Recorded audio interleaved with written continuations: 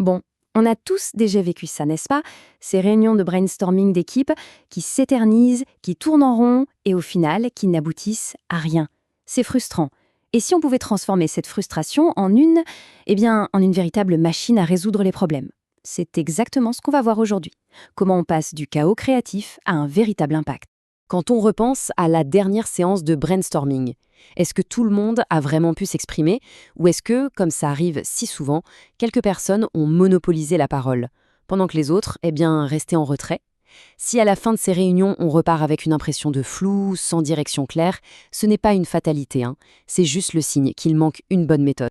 Alors, on pourrait se demander, mais pourquoi s'embêter à se réunir? Après tout, c'est parfois plus simple de réfléchir dans son coin, non? Le truc, c'est que seul, on se heurte très vite à un mur, celui de nos propres limites. La vraie magie, la percée, elle vient du groupe. C'est ça, la fameuse intelligence collective. C'est ce qui nous permet de voir beaucoup, beaucoup plus loin que notre propre petit horizon. Regardons ça de plus près. D'un côté, on a la réflexion en solo, une seule perspective avec le risque de vite se retrouver dans une impasse. De l'autre, c'est tout l'inverse. On a une diversité de points de vue, une expertise partagée, bref, l'intelligence collective en action. C'est exactement ça le pouvoir du groupe. Il transforme ce qui aurait été des impasses individuelles en une solution riche, une solution que personne, absolument personne, n'aurait pu trouver tout seul. Parce qu'attention, un brainstorming qui marche, ce n'est pas juste une discussion informelle où chacun lance des idées en l'air. Non, pas du tout. C'est un processus bien structuré qui vise en fait 3 objectifs très clairs. Et ce sont ces 3 piliers qui font toute la différence, qui transforment une simple conversation en une machine à résoudre les problèmes. Le premier objectif, c'est d'enrichir l'analyse. Il faut voir ça comme un puzzle. Chaque personne dans la pièce détient une pièce unique, son expérience, son expertise, sa manière de voir les choses.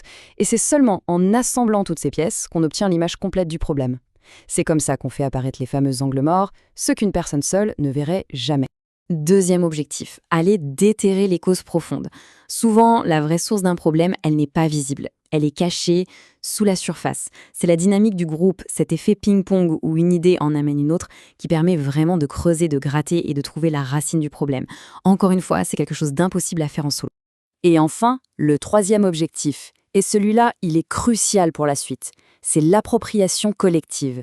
C'est simple, quand toute l'équipe participe à définir le problème, ce n'est plus le problème de la direction ou le problème de tel service. Non, ça devient notre problème. Et là, tout change.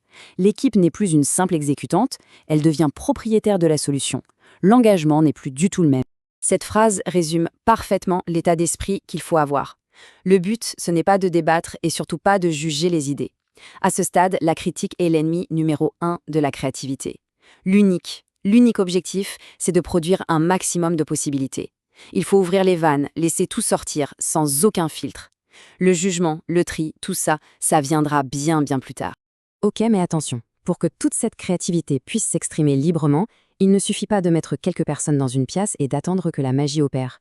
Ça ne marche pas comme ça. Il faut un cadre. Et quand on parle de cadre, il ne faut pas voir ça comme des contraintes. Au contraire, ce sont des règles du jeu qui créent un espace de sécurité psychologique, un espace où les meilleures idées, même les plus étranges, osent enfin se montrer. Et ces règles du jeu, elles sont au nombre de 4. Et elles sont, disons-le, non négociables. Règle numéro 1, aucun jugement, zéro critique. C'est la condition sine qua non pour que tout le monde se sente assez en sécurité pour partager n'importe quelle idée, même la plus folle. Deuxièmement, une parole égale pour tous. Il faut s'assurer que les voix plus discrètes, les introvertis, aient autant d'espace que les autres. Troisième point, un problème clair. Le défi doit être limpide pour tout le monde, pour que toute l'énergie du groupe soit concentrée sur la même cible.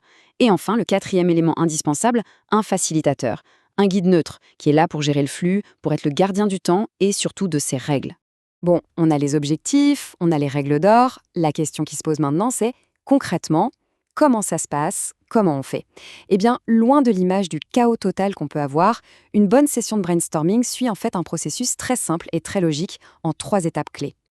Alors, voilà comment ça se déroule. Étape 1, le cadrage. Le facilitateur commence, il énonce très clairement le problème et il rappelle les fameuses règles du jeu. C'est une étape rapide, mais elle est absolument fondamentale. Ensuite, étape 2, on entre dans le vif du sujet, la production. Là, c'est le moment où les participants proposent librement leurs idées. Chaque idée, sans exception, est notée, mais sans aucune discussion, sans aucun débat. Et enfin, étape 3, l'organisation. Une fois que le flux d'idées commence à se tarir, le groupe se met au travail.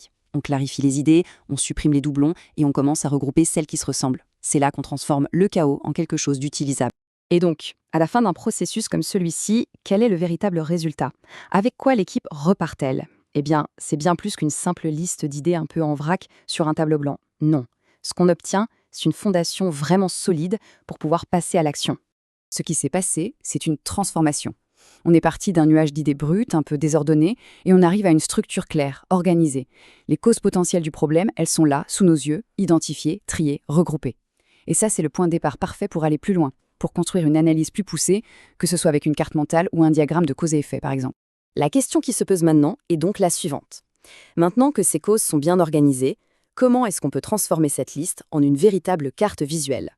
Une carte qui nous montrerait les liens, parfois cachés, entre toutes ces causes.